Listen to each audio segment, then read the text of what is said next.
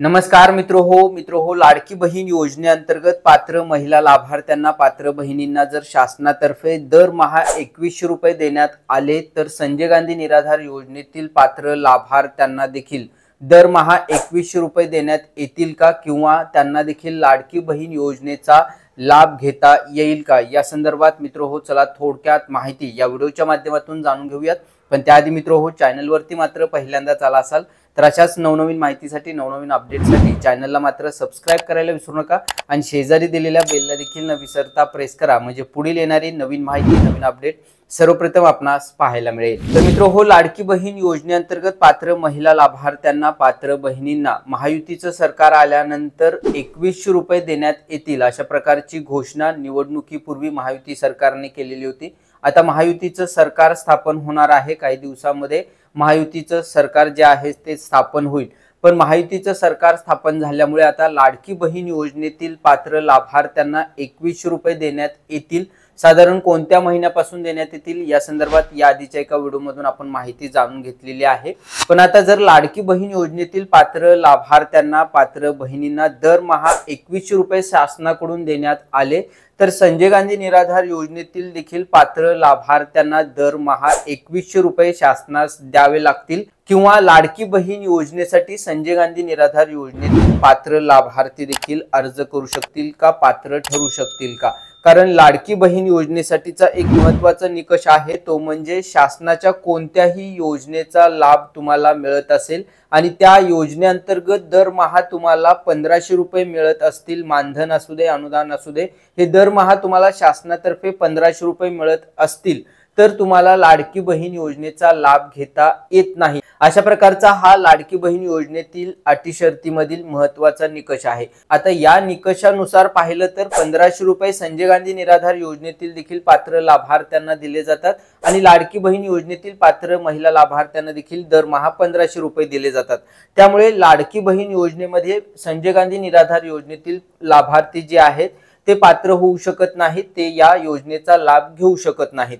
पण जर शासनाने 2100 रुपये दरमहा लाडकी बहीण योजनेतील पात्र महिला लाभार्थ्यांना दिले तर संजय गांधी निराधार योजनेतील देखील पात्र लाभार्थ्यांना शासनातर्फे दरमहा 2100 रुपये द्यावे लागतील किंवा संजय गांधी निराधार योजनेतील पात्र लाभार्थी देखील लाडकी बहीण योजनेसाठी पात्र ठरू शकतील। कारण शासन जेव्हा लाडकी बहीण योजनेअंतर्गत पात्र लाभार्थ्यांना 2100 रुपये देईल त्यानंतर निकषामध्ये देखील बदल केला जाईल की ज्या लाभार्थ्यांना शासनातर्फे कोणत्याही योजनेअंतर्गत 2100 रुपये मानधन किंवा अनुदान दिलं जात असेल तर ते लाभार्थी लाडकी बहीण योजनेसाठी अर्ज करू शकणार नाहीत। अशा प्रकारचा निकष देखील शासनाकडून बदलला जाईल। त्यामुळे मग आता संजय गांधी निराधार योजनेतील लाभार्थ्यांना जर दरमहा 1500 रुपये मिळत असतील तर ते लाभार्थी देखील 2100 रुपये मिळण्यासाठी लाडकी बहीण योजनेसाठी अर्ज करू शकतील। त्यामुळे मित्र लाडकी बहीण योजनेतील लाभार्थ्यांना जर शासनातर्फे दरमहा 2100 रुपये देण्यात आले तर संजय गांधी निराधार योजनेतील देखील पात्र लाभार्थ्यांना 2100 रुपये शासनाकडून दिले जातील किंवा संजय गांधी निराधार योजनेतील पात्र महिला लाभार्थ्यांना देखील लाडकी बहीण योजनेसाठी पुन्हा पात्र केलं जाईल आणि लाडकी बहीण योजनेअंतर्गत उर्वरित जी काही 600 रुपये रक्कम आहे म्हणजे 1500 रुपये संजय गांधी निराधार योजनेअंतर्गत आणि लाडकी बहीण योजनेअंतर्गत 600 रुपये असे एकूण 2100 रुपये संजय गांधी निराधार योजनेतील पात्र महिला लाभार्थ्यांना दिले जाऊ शकतात। आता मित्र या संदर्भात शासन नेमका काय विचार करते, काय निर्णय घेते येणाऱ्या पुढील काळामध्ये आपल्याला समजेल। कारण लाडकी बहीण योजनेतील पात्र लाभार्थ्यांना देखील दरमहा 2100 रुपये आता लगेच डिसेंबर पासून मिळणार नाहीत तर त्यांना देखील 2100 रुपये दरमहा मिळण्यासाठी अजून वाट पाहावी लागणार आहे।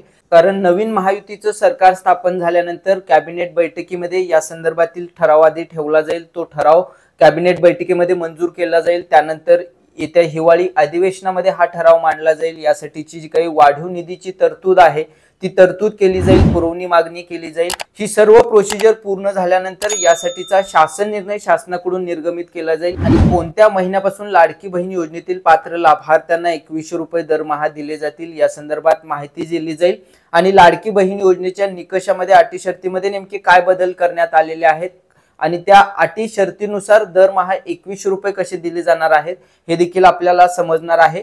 आणि या अटी शर्तीनुसार संजय गांधी निराधार योजनेतील देखील पात्र लाभार्थ्यांना या लाडकी बहीण योजनेचा लाभ मिळणार का नाही हे देखील समजणार आहे। मग संजय गांधी निराधार योजनेअंतर्गत देखील पात्र लाभार्थ्यांना 2100 रुपये दरमहा करण्यासाठी देखील शासन यासाठीचा वेगळा काही प्रस्ताव सादर करते का, हे देखील आता आपल्याला नवीन महायुतीचं सरकार स्थापन झाल्यानंतर कॅबिनेट बैठकीमध्ये काय नेमका निर्णय घेतला जातोय, त्यानंतर हिवाळी अधिवेशनामध्ये संजय गांधी निराधार योजनेतील पात्र लाभार्थ्यांना दरमहा 2100 रुपये देण्यासाठी काही तरतूद केली जाते का, वाढीव निधीची तरतूद काही केली जाते का, हे देखील आपल्याला पुढील काळामध्ये समजणार आहे। तर मित्रो, अशा प्रकारे लाडकी बहीण योजनेतील पात्र लाभार्थ्यांना जर शासनातर्फे 2100 रुपये दरमहा देण्यात आले तर संजय गांधी निराधार योजनेतील देखील पात्र लाभार्थ्यांना दरमहा शासनाकडून 2100 रुपये देण्यात येतील का, किंवा लाडकी बहीण योजनेअंतर्गत संजय गांधी निराधार योजनेतील पात्र लाभार्थ्यांना दरमहा 700 रुपये दिले जातील, म्हणजे लाडकी बहीण योजनेसाठी देखील संजय गांधी निराधार योजनेचे लाभार्थी पात्र होतील का।